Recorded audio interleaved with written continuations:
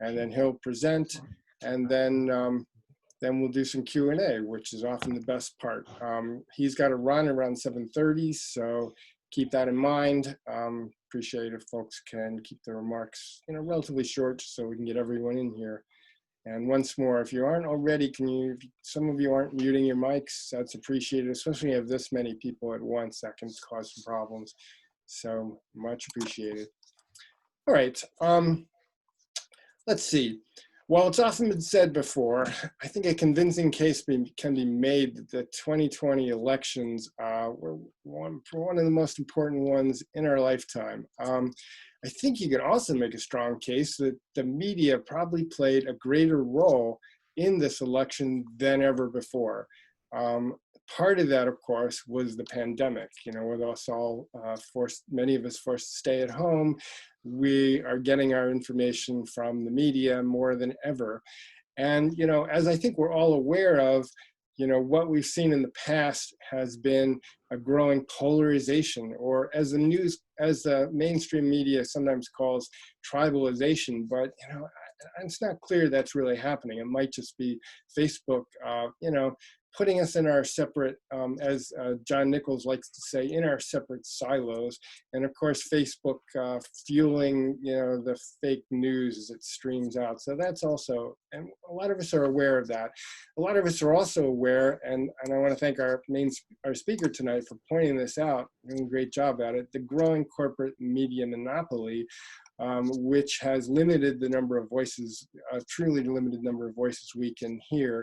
And the other thing they're responsible for, I think, is turning news into from a source of information into a source of entertainment, or infotainment, as it might be.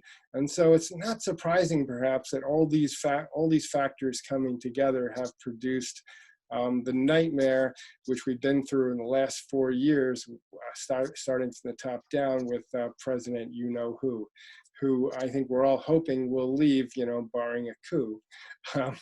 So, therefore, with all these things in mind, I think makes it particularly apropos that we have, I think, a person who is one of the most interesting thinkers to look at the media in the past, Robert McChesney, and he's speaking tonight on the election and the media. He's a host of a weekly talk show, Media Matters, on WILLAM radio. He's co-founder of the media reform organization Free Press. He's long been a professor at the University of Illinois, author of such books as People Get Ready, The Fight Against a Jobless Economy and a Citizenless Democracy, Digital Disconnect, How Capitalism is Turning the Internet Against Democracy, and one more, co-author with John Nichols on Dollarocracy, How the Money and Media Election Complex is Destroying America. And Whitney Reader in 2008 listed him as one of their 50 visionaries who are changing the world, and I think he still is. So at this point, I usually say, give a big hand, if you will, for Bob McChesney. You can actually do that digitally too, Hey, Bob, your turn. Okay, well, thank you very much, Charles. Thank you. I should update my CV for you. I retired as of May, so I'm no longer an active professor at Illinois. So I don't have my radio show anymore. I'm still connected to Free Press as an emeritus board member, but I'm not involved in the day-to-day operations. So I'm winding down, as they say, and at least in my academic career. I'll talk first a little bit about the elections and the parties, and then I'll go to the media. So that's my direction, and we should have plenty of time for questions. I'm not going to be comprehensive, just make a few points, then we can start talking. The last, 8 days now, has demonstrated exactly why this was the most important election of our lifetimes. And with maybe one or two other competitors, but I think you still make the most important election in American history. Because we've seen unprecedented president refusing to leave office with a bunch of lies, and then simultaneously doing something never been done before. After the election, after being defeated, packing the Pentagon with these cronies in crucial positions, which in any other country would be the sign of a military coup. I mean, that's exactly what you do in Chile before you overthrow Allende, is you get rid of the friendly generals and replace them with the fascists. So we're in uncharted waters, and it shows that everyone who went out to vote on last week was a hero who voted against Trump, because everything was riding on this. This was Germany 1932, and we're not out of it, obviously. We're anything but out of it, but at least we live to fight another day, assuming Trump eventually gets out of the way. Now, we've learned some tough lessons in the last 8 days, lessons that have been becoming increasingly clear for the past 10 or 15 years. And I don't say this lightly, but the Republican Party now is a fascist party. I mean, it is a fascist party. And we should use the English language honestly. The contempt for the institution and practices of democracy, the rule of law, elections, one person, one vote is now palpable in every turn. There's just no other way to put it. You can't read this stuff. And people say, wait, no, that's not fair. It's only Trump. He's the wild weirdo. And once they get rid of Trump, the good, honest, middle class, middle of the road Republicans will return and we'll all live happily ever after. It'll be just like the 1950s. The problem with that theory that it's just Trump is that if we look at the United States Congress today, and I dare say most other elected positions, I think every single Republican, with only one or two exceptions, is carrying Trump's water right now about a stolen election. You know, there's only been Mitt Romney and one or two others that say this is BS. And if you're not willing to say something is BS in a situation like this where there's no evidence, I don't know what else you can say. That person should be run out of public life. That's a fascist. That's a person who doesn't have any integrity or honesty. And then there's also the distressing figure that 71 million people voted for this guy. That's a scary thought. And it should be a scary thought for people who are Democrats, because there's got to be, you better take a hard look in the mirror, because there's a reason they're not voting for you too. And they're not all the most terrible people in the world, despite how we like to see them typecast. Hardly. I suspect, like me, many of you probably have relatives who voted for Trump, or friends or acquaintances, and they're not all jerks. Some of them are, at least my relatives are. So what's going on here? How can this be? How is the United States in a situation like this at this time? It seems like it's came out of nowhere almost. Well, it didn't really come out of nowhere. The Republican Party has been moving rightward for 50 years, especially the last 40 years, 45 years. The problem we have now is the path has pretty much gone as far as it can go. Back in the 1980s, the Republicans realized they couldn't win elections if you had high voter turnout. If you go back and look at the voter participation charts for the last 60 years, you notice in the 1980s, they go way down. Far fewer people voted during those Reagan landslides and when George H.W. Bush won, because they basically wanted people to tune off politics successfully. The Democrats didn't provide any alternative. They just sort of mailed it in. Voter turnout went way down. Republicans won landslides. And Republicans understood that if there's a high turnout, their chances of winning are really bad. And they've pursued this for the last 30 years, and they've accelerated, as we know in Wisconsin, as everyone who's had a Republican governor or state legislature knows, they've accelerated it since Obama won in 2008. And, you know, we've now at the situation where I think there's only been one election in the last 32 years where the Republicans won the most votes, one presidential election in 32 years.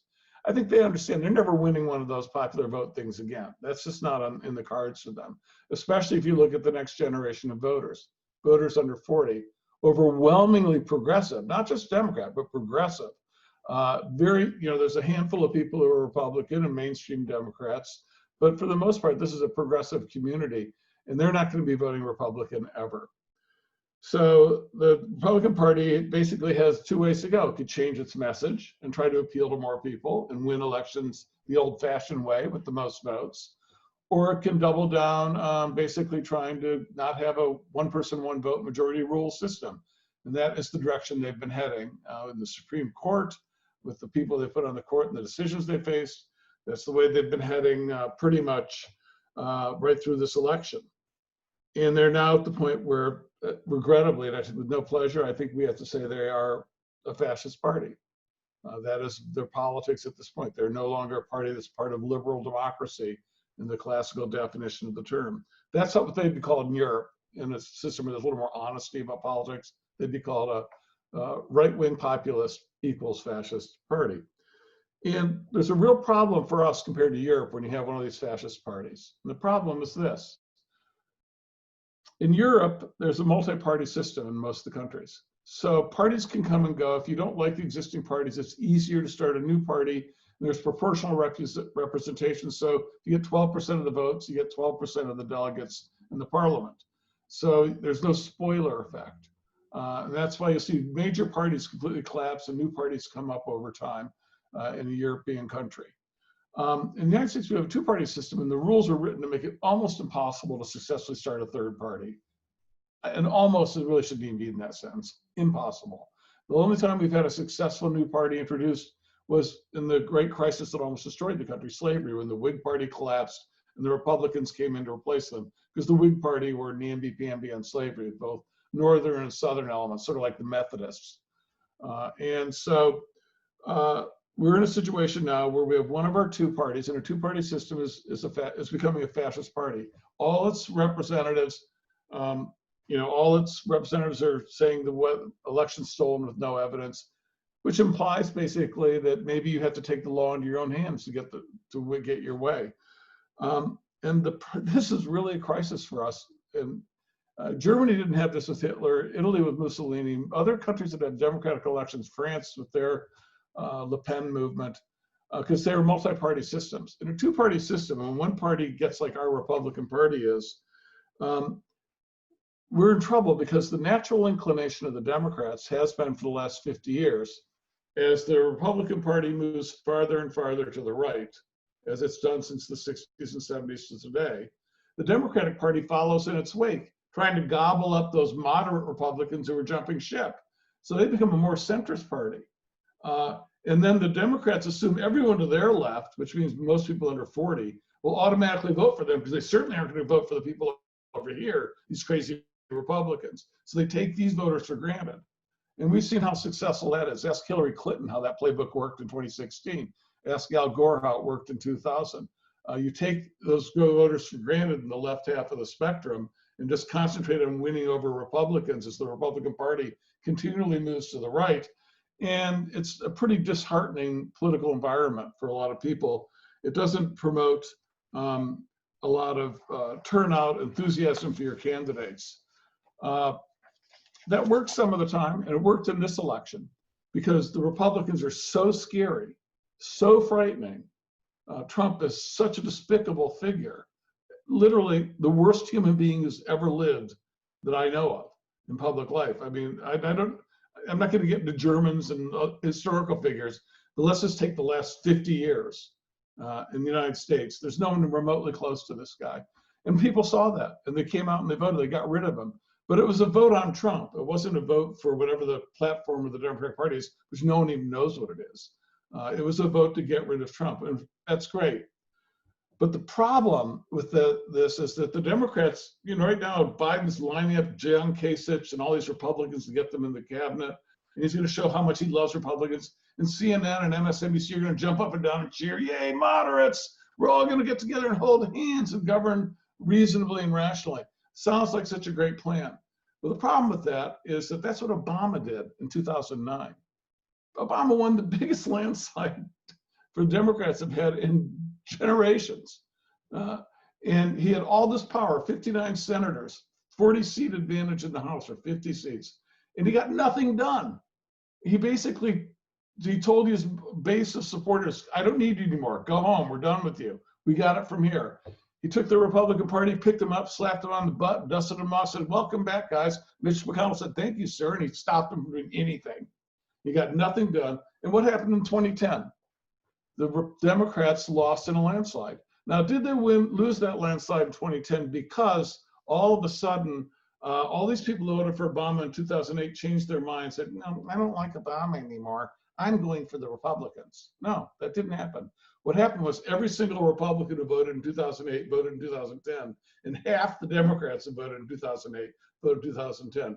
I teach college students. I guess Holly does too. You did too, Charles. My students, the interest in 2008 was overwhelming in the election. In 2010, you wouldn't even know there was an election. They just saw no reason, nothing had happened to really stimulate their interest in politics. They felt forgotten. And I think that was pretty much the statistics bear that out. And because of that, Obama only looks like a good president because he was sandwiched between Curley and Moe. But he really got very little done given the political capital he was given, almost nothing, to be honest. And it set us back and opened the door for someone like Trump.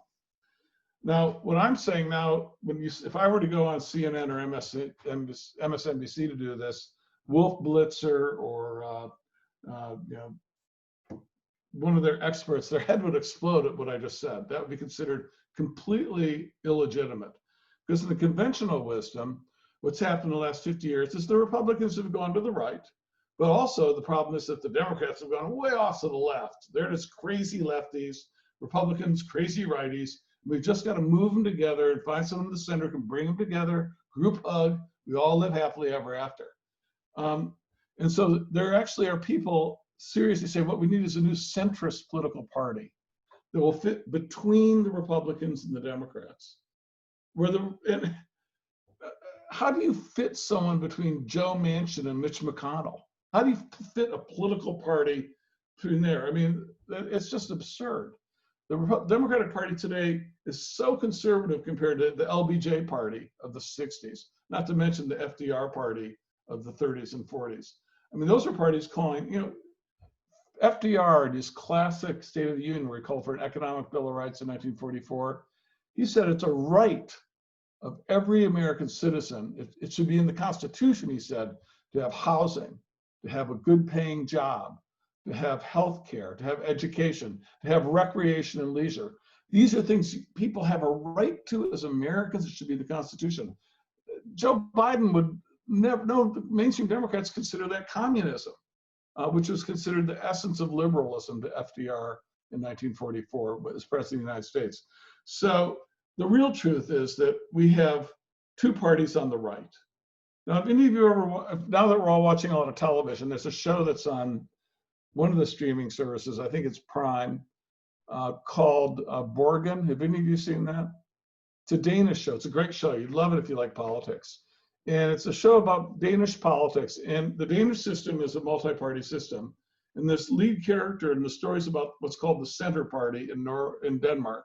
And this is a party that literally tries to be between the left-wing parties and the right-wing parties. They're a center party. And for Americans, it's cognitive dissonance because the Center Party in Denmark is way to the left of the American Democratic Party. I mean, they're way out there on environmental issues, on regulation of business, on social programs. They make Bernie Sanders. They're like out there past Bernie, maybe, but they're in the same zone. That's the Center Party in Denmark. So we understand, that's how it is in Norway. My wife's Norwegian. I go to Norway and I'm talking to her friends and parents of her friends, and they're in the Center Party there. They're in the equivalent of the Center Party. And we're talking politics, and they're all Bernie Sandersites. On every issue, of course you have to do that.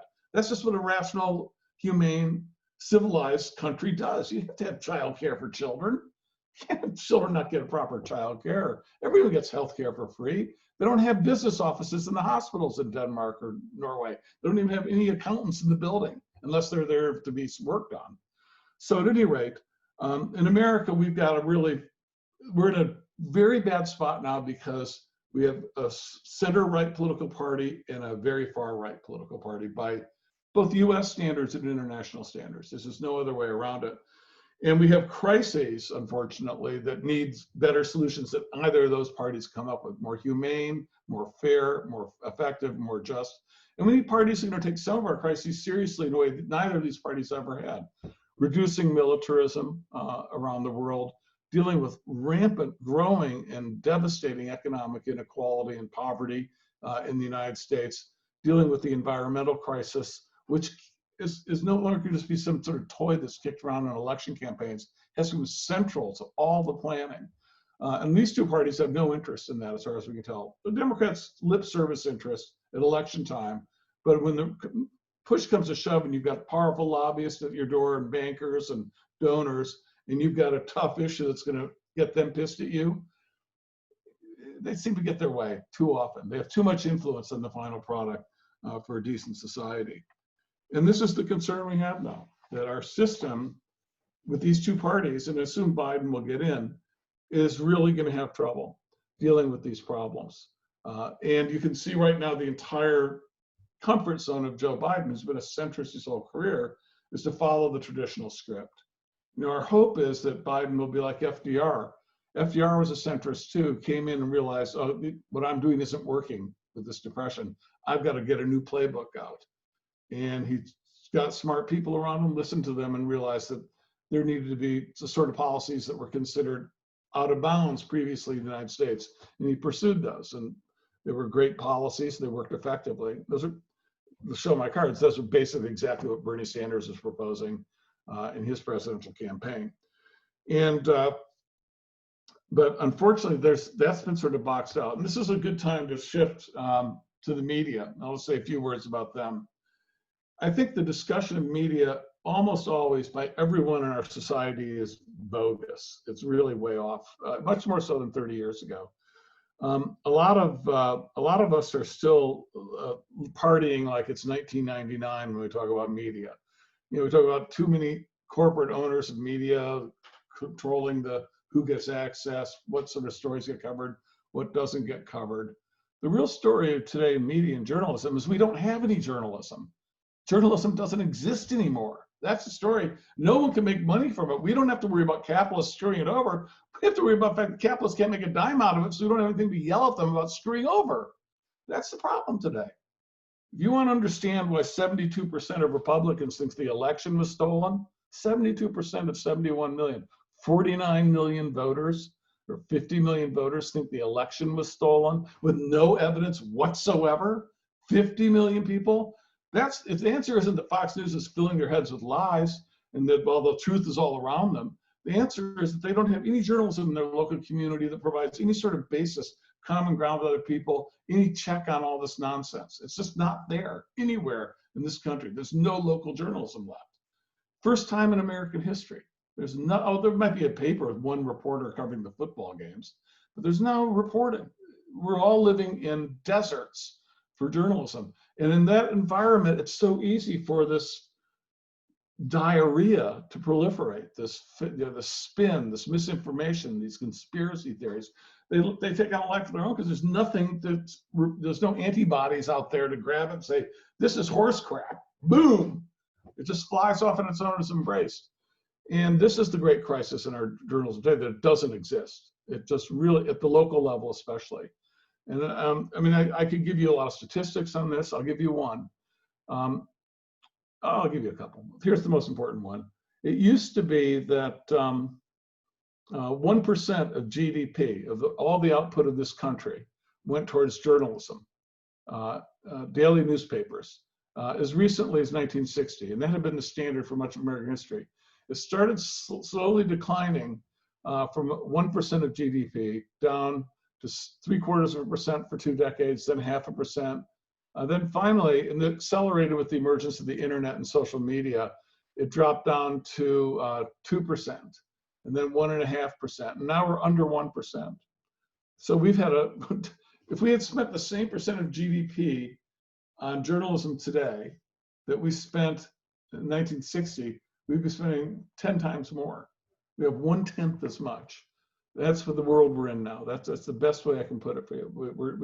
We don't have any. I mean, I just go around the country, it just doesn't exist anymore. We have a generation of people who have no idea what journalism is. They think journalism is some asshole tweeting a lie. It's not journalism. That's some asshole tweeting a lie.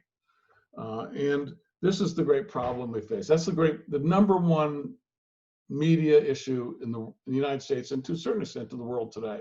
But here it's most pronounced and most serious. How do we recreate independent, competitive, uncensored, quality journalism at the local level? How do we get that back? Can we get that back?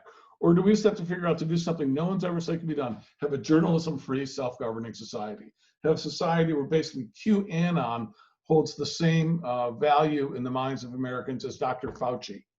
You know, they're similar quality sources. QAnon website, Dr. Fauci.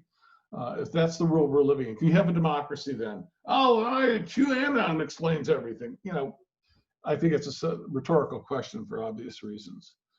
The reason why journalism has disappeared, it's no longer profitable because advertising no longer has to use newspapers or news media to reach their target audience.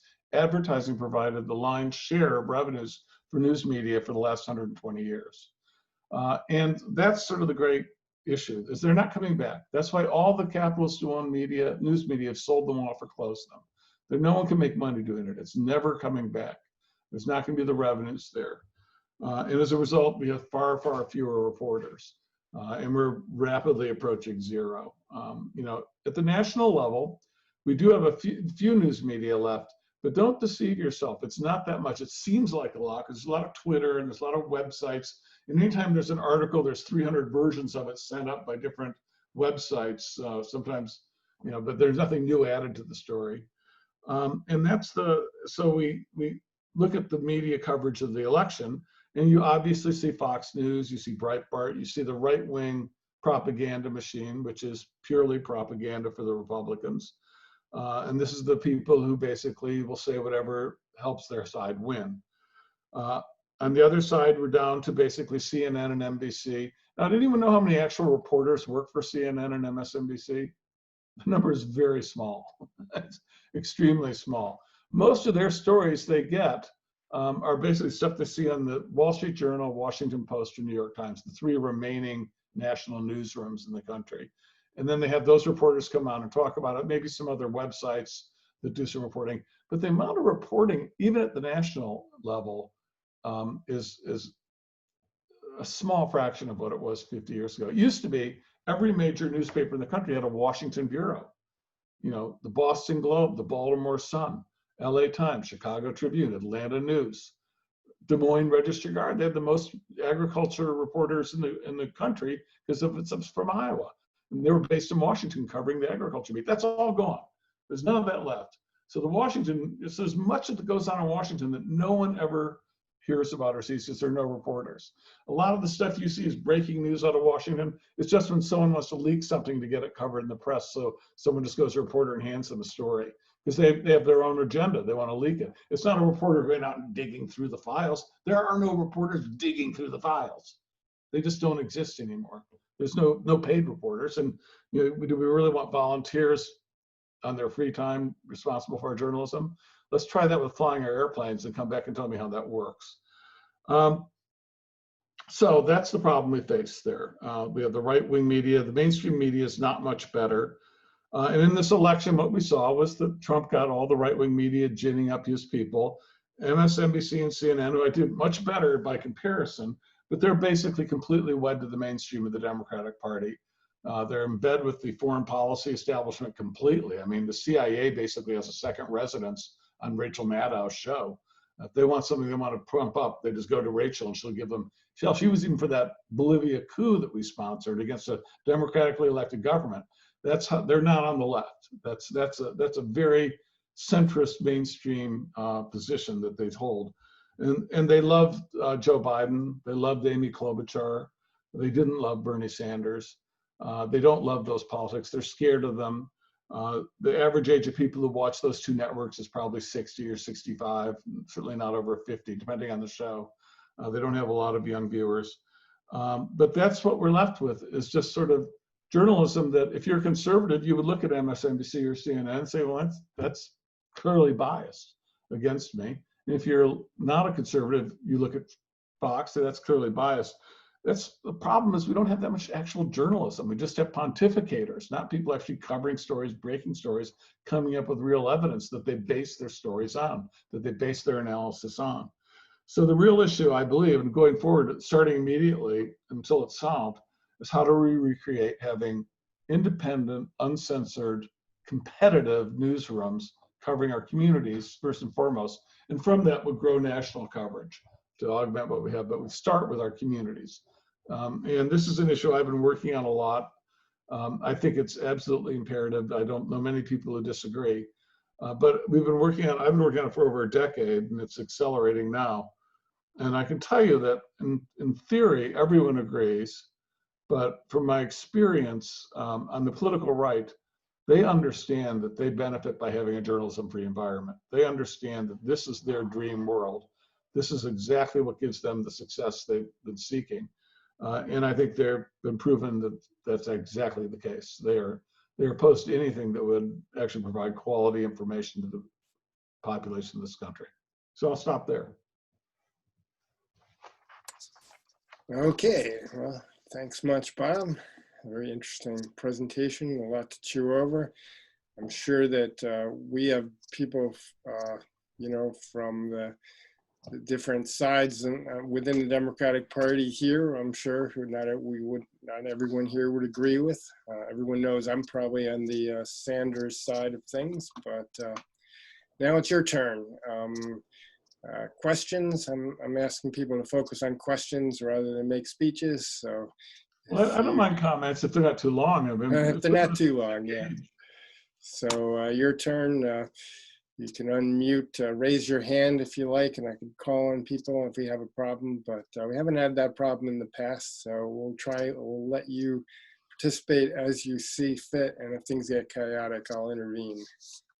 When we first started getting Zoom, I was all paranoid that everyone would talk at once and someone would come in and introduce porno when we weren't looking, but we haven't had any fun things like that happen. We haven't been bombed yet, so. No, don't invite Jeffrey Toobin to be speaker. Yeah, I won't. So what do you think, guys? Some questions? Chuck, can I go? Paula has a question. Paula has a question. Go for it. Okay, so what are the chances of a publicly funded press ever in this country? Well, I would say until about 10 years ago, 1 in a billion. I would say until about a year ago, 1 in a million. I would say now it's probably 1 in 1,000 or 1 in 10,000. And with a little luck, it'll be down to 1 in 100 if we can get some people in Congress. I should explain that you haven't heard there's a plan actually to do this that would not involve the government having any control over who gets the money. It's not going to be like some secretary of journalism that gives grants to different people and they get to cherry pick who wins and who loses. There'd be no judgment of content by the government in any way. The inspiration for the current plan that's being worked on that I'm involved with comes from American history. I don't know how many of you know this, but prior to advertising playing a large role in supporting our journalism by, say, 1900, we had the strongest press system in the world by far, with the most newspapers per capita by far anywhere in the world. And it was largely due to government subsidies, because the post office was invented basically to distribute newspapers. For the first 100 years of American history, the post office, over 90% of the weight of the post office, what it carried was newspapers. 70% of the items were newspapers. They were all delivered at a very fraction of their actual cost, and 10% were delivered for free. So it was an intentional policy. When the country was started, Thomas Jefferson and James Madison went to President Washington and said, because the Constitution calls for Congress to set up a post office, it's in the Constitution, and said, we think you should make Thomas Paine the first Postmaster General, just to show the commitment this country has to having a free-swinging press that will draw people into public life. As a result, we have this enormous post office. It's by far the largest employer in the federal government throughout the 19th century. By far, to most Americans, that was the federal government, the post office. And it was largely distributing newspapers. In American cities in the 19th century, there was 7-day delivery in a major city like in New York or Philadelphia, sometimes 2 or 3 times a day. All newspapers were distributed by the post office until late in the 19th century. That's how you got your paper. They would just drop them off at the post office picked them up, and 3 hours later, they'd be distributed to people's houses. And that was basically on the house. That was a cost that the American people took. So anyone who started a newspaper got that. So didn't judge the content. Everyone qualified a newspaper, which was really a great thing. No censorship. So everyone got that, but it created but people had to be popular enough that people wanted to buy your paper to stay in business. So it had that effective check on it from just people wasting your money. So, and it gave us a great free press. It's hard to exaggerate the role of the press has been in our politics then and should be now. Every single advance in this country was due to a movement built around media, journalism, press. The abolitionist movement. Who are the great abolitionists? Garrison, Frederick Douglass. What did they do for a living? Anyone know? Editors of newspapers. That's what politics were. Guess how those newspapers survived? Postal subsidies. Pure and simple. Without postal subsidies, they're out of business. Every social movement, Stanton, Elizabeth Stanton, the women's movement, the suffragist movement, the labor movement, all of them were built on newspapers that got postal subsidies. Everything positive. I just wanted to, Daily papers, the works. So that's the logic we have to have to. We have to come up with a policy that will allow us to have lots of competitive newspapers or news media, because it'll all be digital primarily, without the government picking the winners or losers, but with enough money to give a substantial impact and really get the job done. I just wanted to mention here, we do have a nonprofit sector, which does have some money, not tons. And here in Wisconsin, we have the Wisconsin Examiner that was started recently by Ruth Conniff, formerly of the Progressive.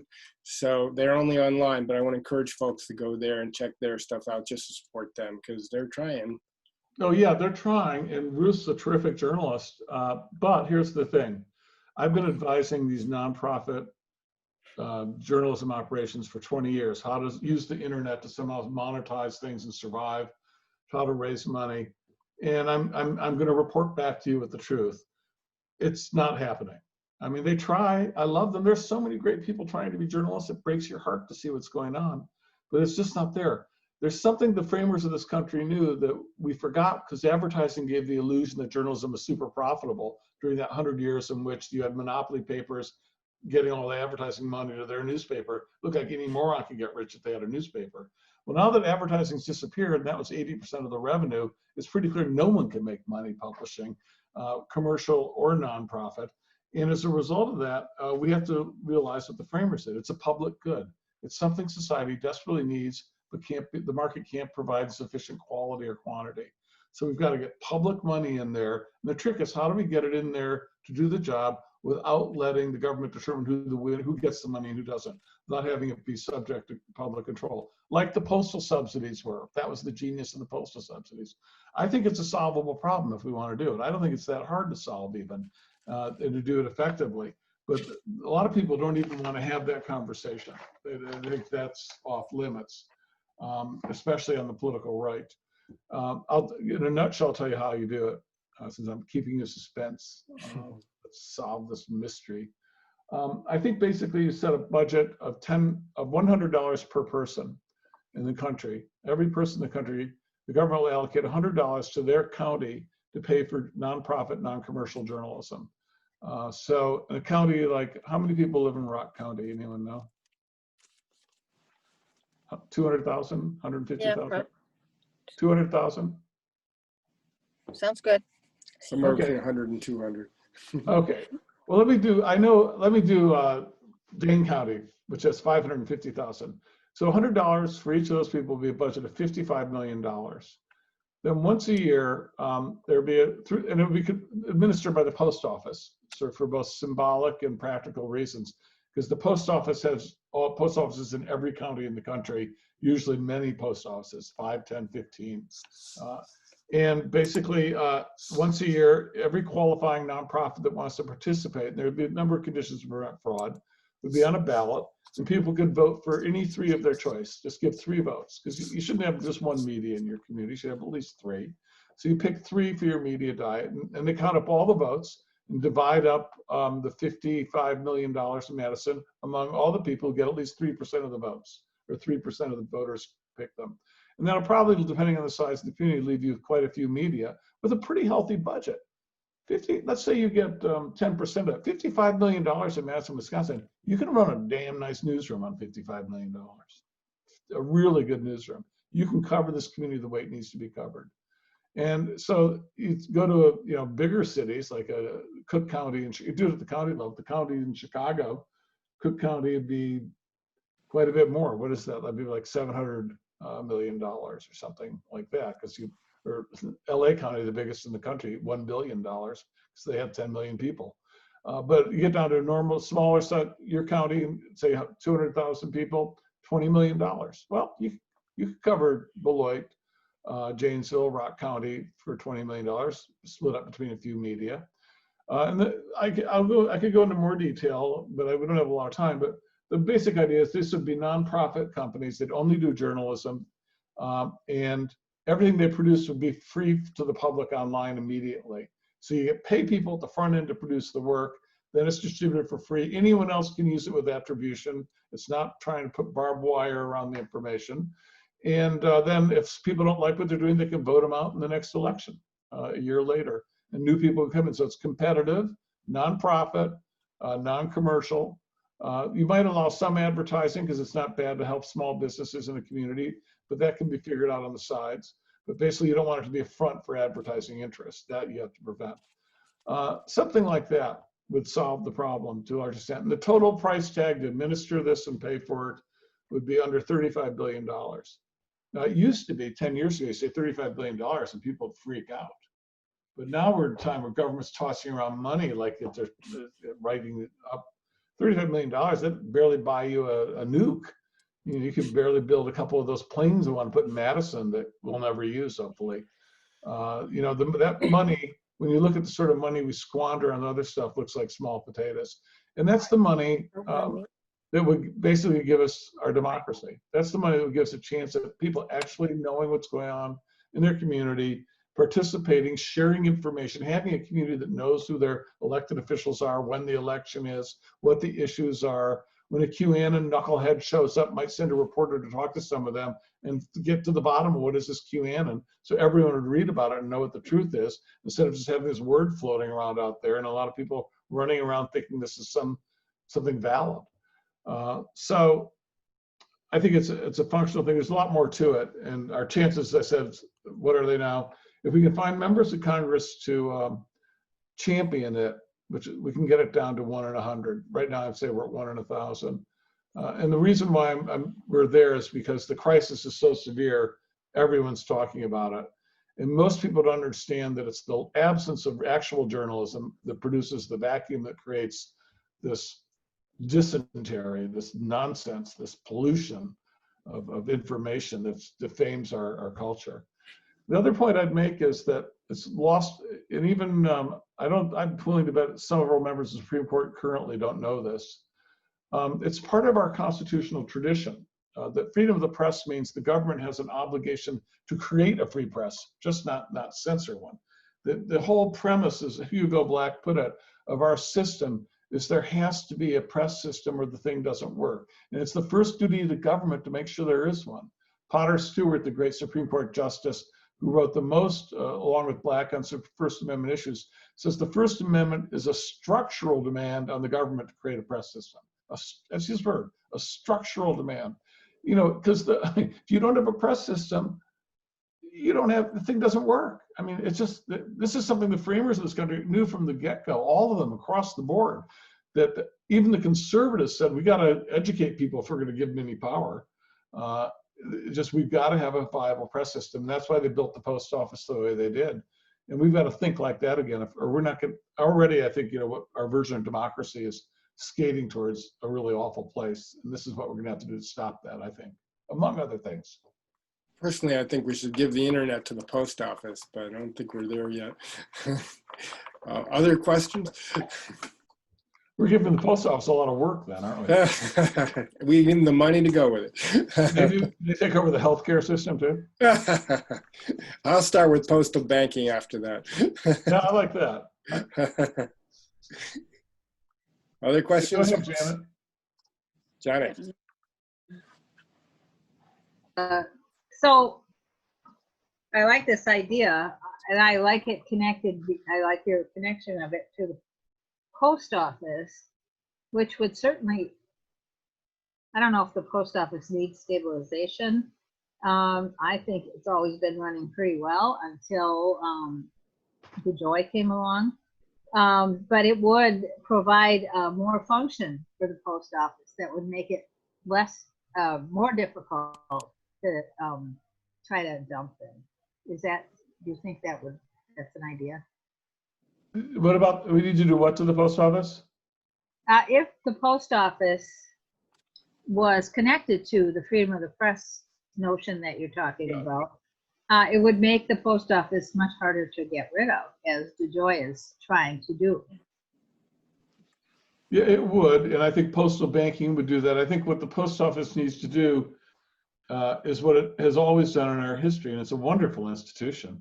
It needs to reintegrate itself into its community so it's part of the firmament of our local community. And it really is already. I mean, what's going on at the post office now is even stunning, even for a fascist political party. This is, I mean, what's taking place under DeJoy and under Trump, especially in this election year. But the whole, it's like burning books. I mean, it's obscene to destroy your postal communication system. And so, yes. So next we'll be defending public libraries. Just you wait. Yeah. I grew up in a place where they saw that as like socialist, but Oh, it's socialist. That's what socialism is. the best of it. Like public schools, public libraries, healthcare, parks, all terrible things like that. Alex, you have your hand up? No, I was just kind of signaling my solidarity with the library. Okay. Just calling on folks here. Any who wants to raise a question or make a comment? I do. Paula does.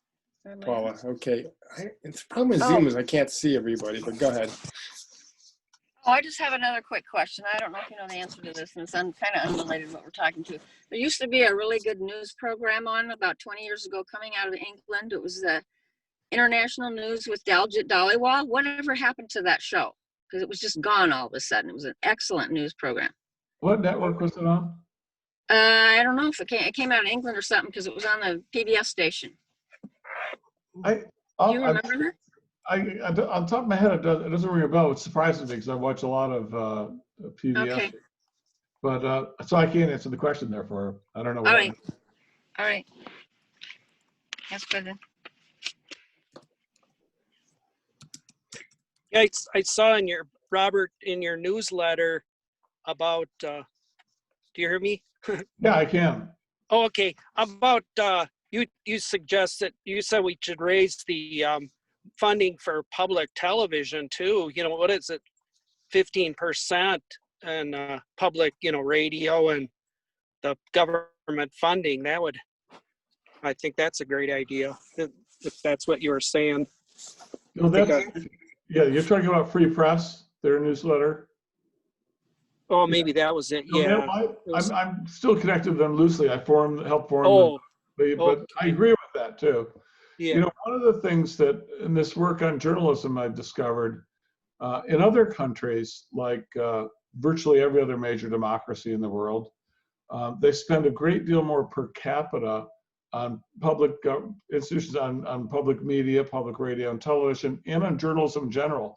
If you were to go to Norway or Sweden or France, they have aggressive subsidy programs to keep multiple newspapers open in all their major cities, and that will make sure they have a diversity of opinion in these newspapers because they understand how important it is.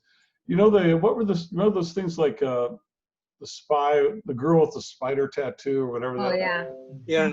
All of those took place at a newspaper in Sweden. Well, that newspaper in Sweden, if it existed, would only exist because of huge government subsidies. It would never exist in a free market because they'd want to keep alive an investigative journalism. They understand the importance of that. A friend of mine works on a paper that's called, used to work on in Norway, called Klassekampen. Does anyone know their Norwegian, what that means in Norsk? It means class struggle. It was started by Maoists in the 70s. It's a daily newspaper. Now it's still alive it's much more, its politics are, I would say, more social democratic, socialist, but definitely democratic socialist. And it's a very good newspaper, quality journalism. And Klassekampen is subsidized heavily. If it was in the United States, its circulation would be over 1 million copies a day. I mean, so it has real impact in Norway. And they've got papers across the political spectrum, and they want to make sure they stay alive, that it's necessary for democracy. So I think if we started spending just like those countries as a percentage of GDP, about a per capita basis, we'd be spending the sort of money I'm talking about, $35 billion. And our public radio and TV money would go way up too, separately, because most of what public radio and TV does isn't journalism, actually. It's other things, especially television.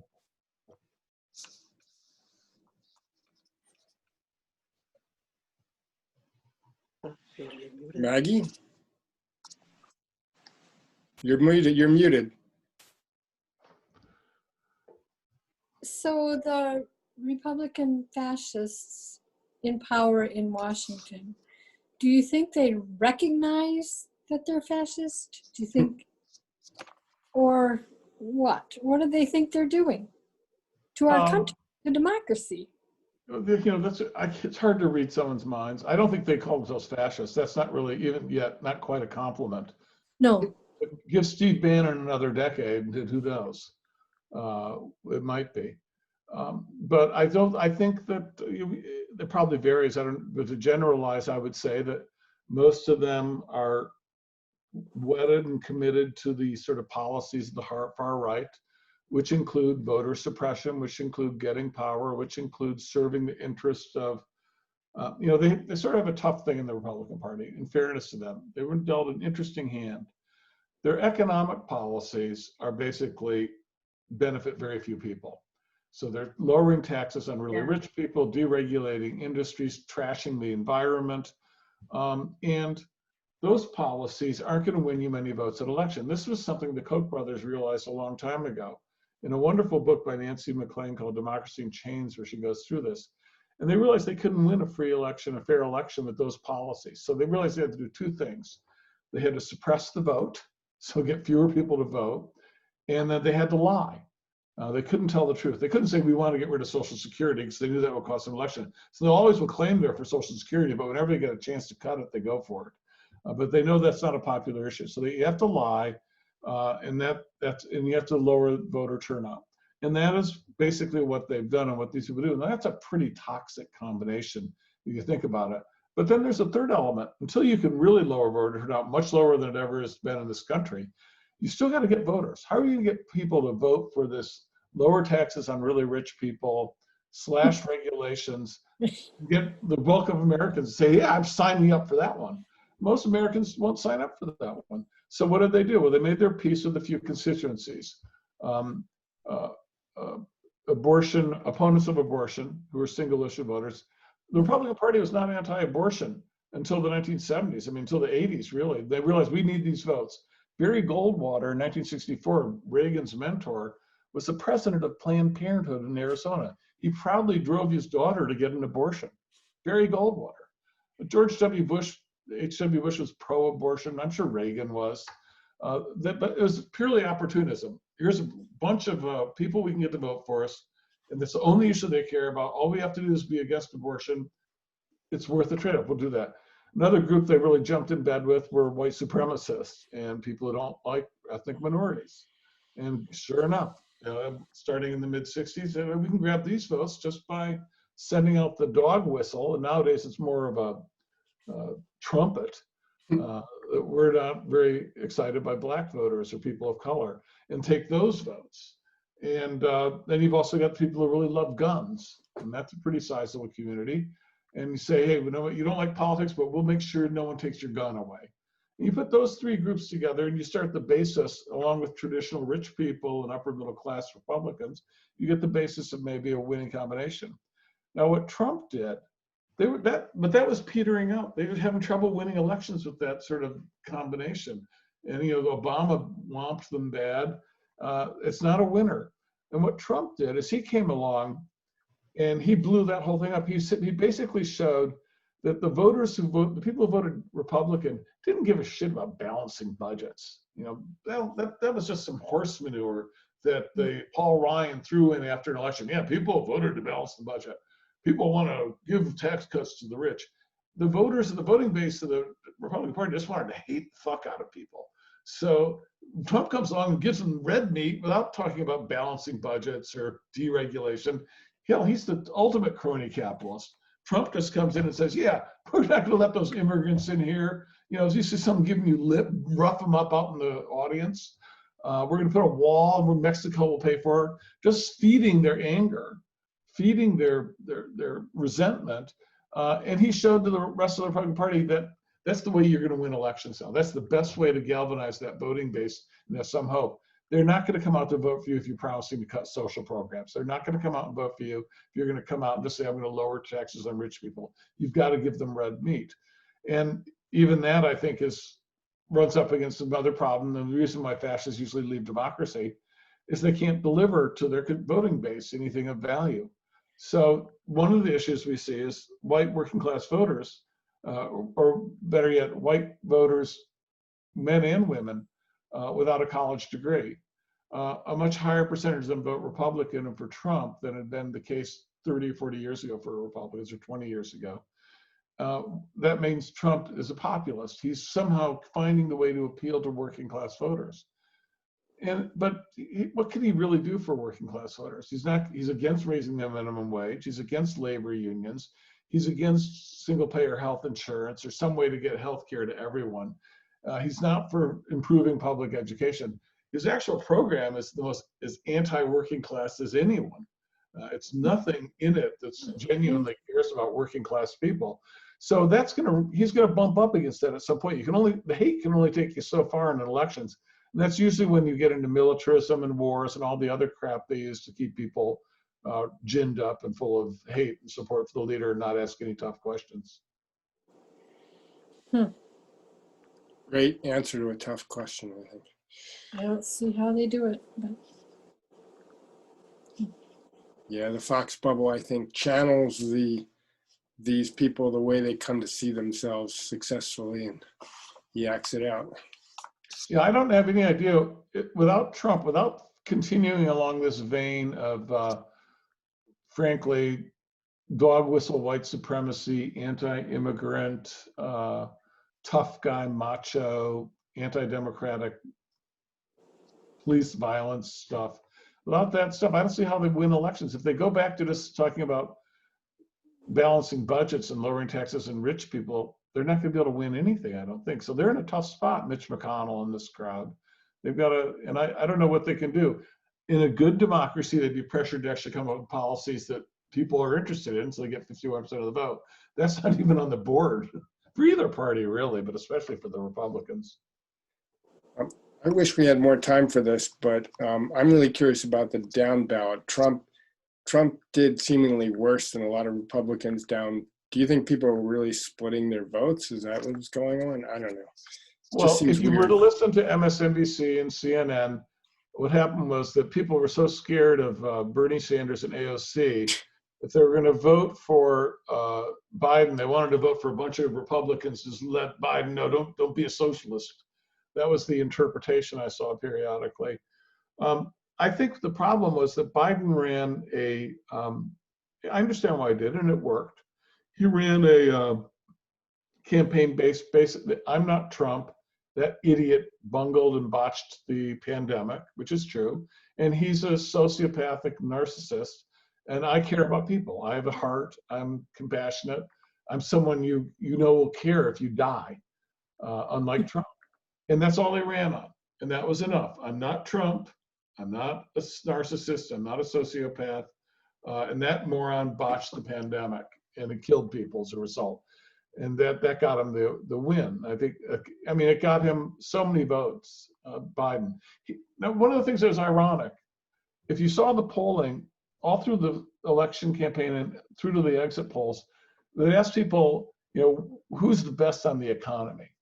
And by overwhelming majority, Trump would win. Best on the economy, Trump? Does anyone have anyone under 40 in this economy? This economy is so great? No. This is unbelievable. How could Trump get best? We're in a depression, for God's sake, thanks to this guy. He's best in the economy. Well, what happened was, it goes back to the journalism. For the last 3 years, every time Trump opens up, greatest economy ever, everyone's doing great. I've never seen a better economy. I'm a genius. I knew how to do it. I fixed it. He has no idea what he's talking about. He keeps repeating it, and it's like the big lie. And the news media more or less accepted. Yeah, MSNBC, yeah, Trump's really good on the economy. Where's that coming from? I've lost my train of thought there. But at any rate, we're talking about down ballot.